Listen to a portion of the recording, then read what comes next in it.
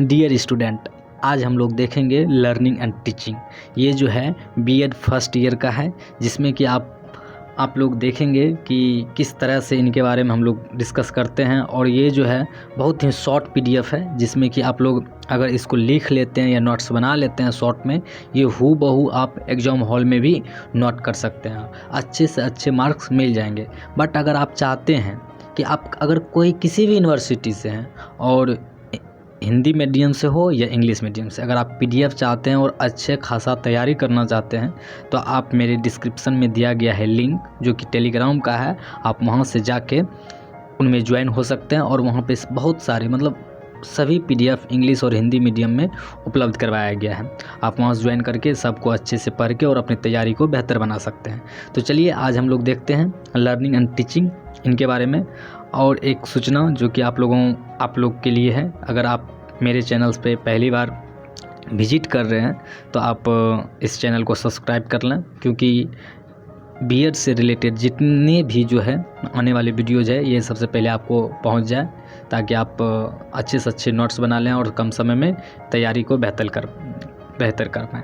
तो चलिए देखते हैं आज लर्निंग एंड टीचिंग। सबसे पहले देखते हैं कि लर्निंग मतलब क्या होता है। वैसे हम लोग जानते हैं लर्निंग का हिंदी सीखना होता है, बट यहाँ जो है बीएड में यूज किया गया, उनके लिए जो शब्द है बीएड में लर्निंग के लिए, वो अधिगम यूज किया गया है।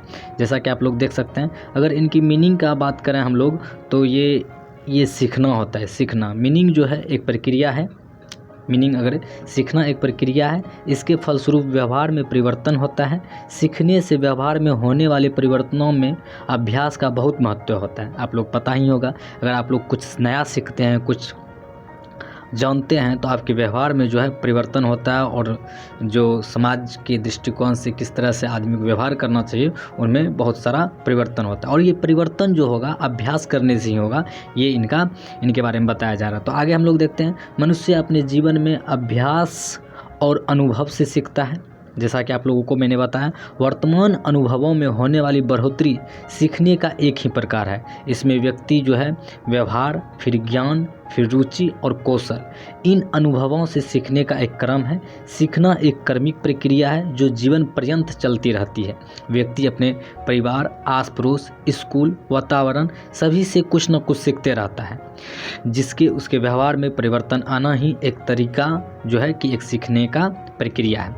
आप लोग आस पड़ोस में रहते होंगे, देखते होंगे कि समाज में कौन कौन सी घटना घट रही है, या फिर वातावरण में कौन कौन सी घटना घट रही है, उन सभी चीज़ को आप देख के कुछ ना कुछ ज़रूर सीखते होंगे। और उसमें जो सीखने की एक प्रक्रिया है, उसे ही लर्निंग कहते हैं या फिर अधिगम कहते हैं। चलिए कॉन्सेप्ट के बारे में सीखते हैं कि ये कॉन्सेप्ट उनका क्या है। तो कॉन्सेप्ट में सीखना जो है मानव जीवन का आधार भी है और स्वभाव भी। सीखना जो है, लर्निंग जो है, वो एक मानव जीवन का आधार भी है और स्वभाव भी। अधिगम से व्यवहार में परिवर्तन होता है, अच्छा हो या बुरा। अगर सीखते हैं तो दो आदमी जो है, कोई भी व्यक्ति है, स्टूडेंट है या बच्चा जो है, वो सीखता है दो चीज़। अगर वो अच्छी चीज़ देख रहा है, अच्छा चीज़ सुन रहा है, तो वो अच्छा सीखेगा। अगर बुरे फ्रेंड्स के साथ, दोस्त के साथ घूम रहा है या बुरी चीज़ देख रहा है, तो वो बुरा ही सीखेगा। आप लोग ये चीज़ अच्छे से जान रहे होंगे। चलिए आगे देखते हैं। व्यक्ति का संपूर्ण व्यवहार, उस द्वारा ज्ञान का संग्रह, सफलताएं और असफलताएं सभी अधिगम को प्रतिबिंबित करते हैं। सिंपल सी बात है, आप जो सीखेंगे उसी के अनुसार अपने जीवन में सक्सेस हो पाएंगे, सफलता हासिल कर पाएंगे, या फिर अनसक्सेस भी हो सकते हैं अगर गलत कुछ सीखते हैं। चलिए इनकी डिफिनेशन को देख लेते हैं कि इनकी डिफिनेशन में क्या क्या है। बहुत सारे जो हैं वो साइंटिस्ट जो कि इन चीज़ों को अच्छे से समझ पाया और इनके बारे में जो लिखा है, तो उसके अनुसार देख लेते हैं। जैसे कि क्रो के अनुसार जो है, आदतों, ज्ञान, अभिवृत्तियों का अर्जन ही सीखना है। सीखना क्या है उनके अनुसार, जो क्रो के अनुसार, आदतों के ज्ञान, अभिवृत्तियों का अर्जन ही सीखना है। एक स्किनर महोदय है, उनके बारे में देख लेते हैं। स्किनर का कहना है, अधिगम एक प्रक्रिया के साथ साथ ज्ञान का अर्जन एवं धारणा का संकेत भी है। ये लर्निंग है, सीखना। एक है वुडवर्थ के अनुसार, इनके अनुसार देखते हैं, नए ज्ञान तथा नई अनुक्रियाओं को प्राप्त करने की क्रिया ही सीखना है। नेक्स्ट पॉइंट देखते हैं, नेचर एक सेकंड, थोड़ा सा मिस्टेक हो गया। नेचर ऑफ लर्निंग, सीखने की प्रकृति किस तरह से होती है उनके बारे में डिस्कस कर लेते हैं। अधिगम, अधिगम जो है जिसको हम लर्निंग बोलते हैं, अधिगम या सीखना एक निरंतर प्रक्रिया है। सभी मनुष्य जीवन की सभी अवस्थाओं में सीखते हैं। अगर आप बच्चे से लेकर मृत्यु तक जो होता है, सभी एज में, सभी आयु में व्यक्ति जो है कुछ ना कुछ सीखते रहते हैं, कुछ ना कुछ जानते रहते हैं, उन्हीं के बारे में बताया जा रहा है। इसका संबंध केवल विकास की किसी एक विशेष अवस्था या किसी एक विशेष परिस्थिति घटनाओं से नहीं है। हम केवल स्कूल कॉलेज से ही नहीं सीखते, बल्कि घर आस पड़ोस सभी से सीखते हैं। सिंपल सी बात है, ये जो हम सीखते हैं ये सिर्फ कॉलेज या स्कूल या कोचिंग क्लास में ही नहीं सीखते। हम जो सीखते हैं वो आस पड़ोस, मम्मी पापा, दादी, ये सब जो होता है, वातावरण में क्या घटना घट रही है। और आजकल तो बहुत सारा गैजेट आ गई है मार्केट में, जिससे कि आप लोग जान रहे हैं अभी सबसे ज़्यादा जो है वो इस्तेमाल होता है ऑनलाइन पढ़ाई के माध्यम से मोबाइल का। लेकिन इसका डिसयूज भी हो रहा है, बट अब डिपेंड करता है स्टूडेंट पे कि आप मोबाइल से पढ़ रहे हैं, कुछ सीख रहे हैं, या फिर अपने आप को बर्बाद कर रहे हैं। जैसे कि अगर आप अभी पढ़ रहे हैं, ये बीएड का जो नोट्स अगर आप बना रहे होंगे घर पे बैठ के, तो इसका मतलब है कि आप मोबाइल का सही यूज कर रहे हैं, डायरेक्शन सही इस्तेमाल कर रहे हैं, ताकि आप एग्जाम हॉल में या फिर अपने लाइफ में भी सक्सेस कर पाएँ। चलिए दूसरा पॉइंट देखते हैं। अधिगम विकासशील तथा प्रगतिशील है। अधिगम जो है विकासशील भी है तथा प्रगतिशील भी है। इनके बारे में देखते हैं। अधिगम का संबंध वातावरण के पदार्थों, वस्तुओं तथा क्रियाओं के नए नए पक्षों को समझने, करने तथा अर्जन करने से होता है। अधिगम से व्यवहार में वांछित परिवर्तन होता है। ठीक है, सीखने से कुछ ना कुछ परिवर्तन होता है, वही बारे में बता रहा है। अधिगम में स्थानांतरण संभव होता है, मतलब परिवर्तन जो होता है एक दूसरे से, एक स्थान से दूसरी जगह जाना, ये संभव होता है। किसी एक परिस्थिति में सीखा गया ज्ञान दूसरी परिस्थिति में प्रयोग में लाया जा सकता है, यह संभव है। इसी को अधिगम स्थानांतरण कहते हैं। ठीक, अधिगम वंशानुक्रम एवं पर्यावरण दोनों पर निर्भर करता है। अधिगम जो है वंशानुक्रम एवं पर्यावरण दोनों पर निर्भर करता है। व्यक्ति द्वारा सीखा गया ज्ञान वंशानुक्रम एवं पर्यावरण दोनों पर निर्भर करता है। व्यक्ति जन्म से लेकर अंत तक सीखता ही रहता है। जैसा कि मैंने आपको बताया कि जन्म से लेकर मृत्यु तक व्यक्ति कुछ न कुछ किसी न किसी माध्यम से सीखते रहता है। अब 5वां पॉइंट देखते हैं। अधिगम से व्यवहार में परिवर्तन होता है। अगर आप कुछ सीखते हैं तो आपके व्यवहार में स्वाभाविक है कुछ ना कुछ परिवर्तन होगा। अगर अच्छा सीखते हैं तो अच्छा व्यवहार होगा, अगर खराब सीखते हैं तो खराब व्यवहार होगा। उन्हीं के बारे में दिया गया है। अधिगम से व्यवहार में परिवर्तन होता है। सीखने की किसी भी तरीके से व्यवहार में परिवर्तन अवश्य होता है। वर्तमान अनुभव में होने वाली बढ़ोतरी सीखने का एक प्रकार है। 6वां पॉइंट देखते हैं। जीवन पर्यंत चलने वाली प्रक्रिया है। ये अधिगम जो है जीवन पर्यंत चलने वाली एक प्रक्रिया है। मनुष्य जन्म से सीखना शुरू करता है और अंत तक सीखता रहता है। विकास और सीखना लगातार साथ साथ चलती रहती है। ठीक है, 7वां पॉइंट देखते हैं। अभिप्रेरणा अधिगम को गति देता है। सिंपल से किसी से अगर आप प्रेरणा ले रहे हैं तो आपकी सीखने की प्रक्रिया में वो गति देता है।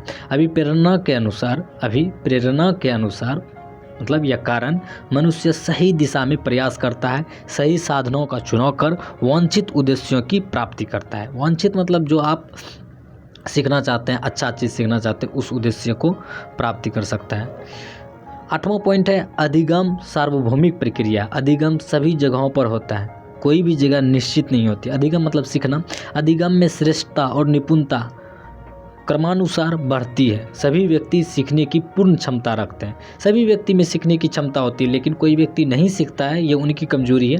लेकिन सीखने की जो प्रक्रिया या सीखने की जो क्षमता है वो सभी व्यक्ति में होता है। 9वां पॉइंट देखते हैं। 9वां पॉइंट। सीखना यह अनुभूति का परिणाम है। सीखने का आधार है अनुभवों से सीखना। पुराने अनुभवों के आधार पर नए नए अनुभव प्राप्त होते हैं। अनुभव से व्यक्ति बहुत कुछ सीखता है। अभ्यास से मनुष्य लगातार सीखता ही रहता है। सिंपल बात है, अगर आप एज बढ़ रहा है, आपका एक आयु बढ़ती जा रहा है, तो उम्र के अनुसार ही आदमी कुछ ना कुछ सीखते रहता है। उनके लाइफ में जो घटना होती है उनके अनुसार भी सीखता है। साथ में अभ्यास से अगर आप पढ़ रहे हैं, लगातार उसी चीज़ को अभ्यास करते हैं, लिखते हैं, पढ़ते हैं, तो उनसे भी व्यक्ति कुछ ना कुछ सीखते रहता है।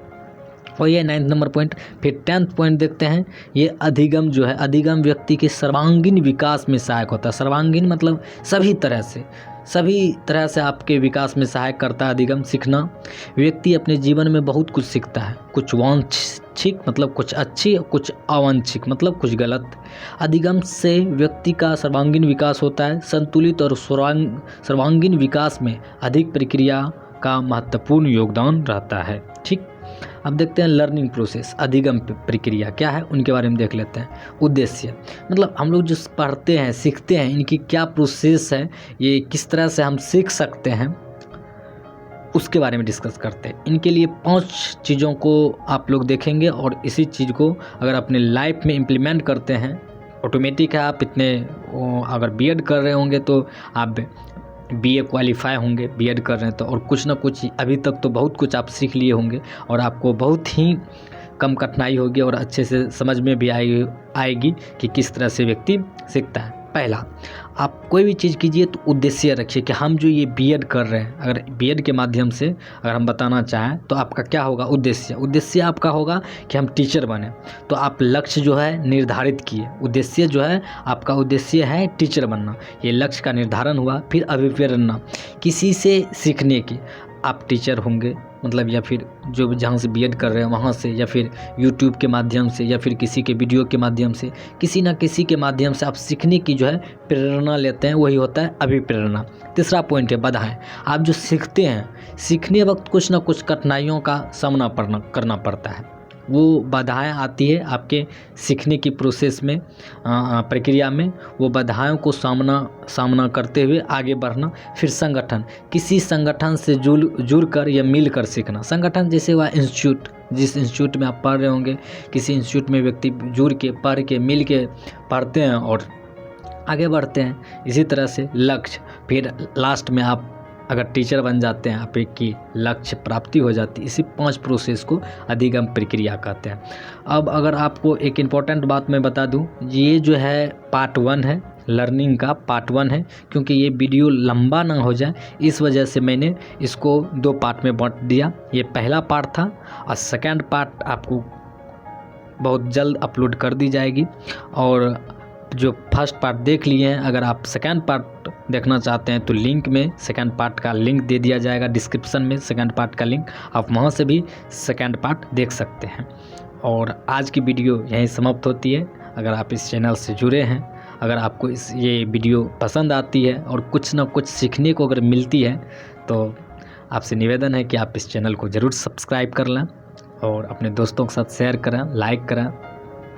बस यही है आपके लिए, ठीक है। अपना ख्याल रखिए और अपनों का ख्याल रखें, पढ़ें और आगे बढ़ें। थैंक यू सो मच, धन्यवाद।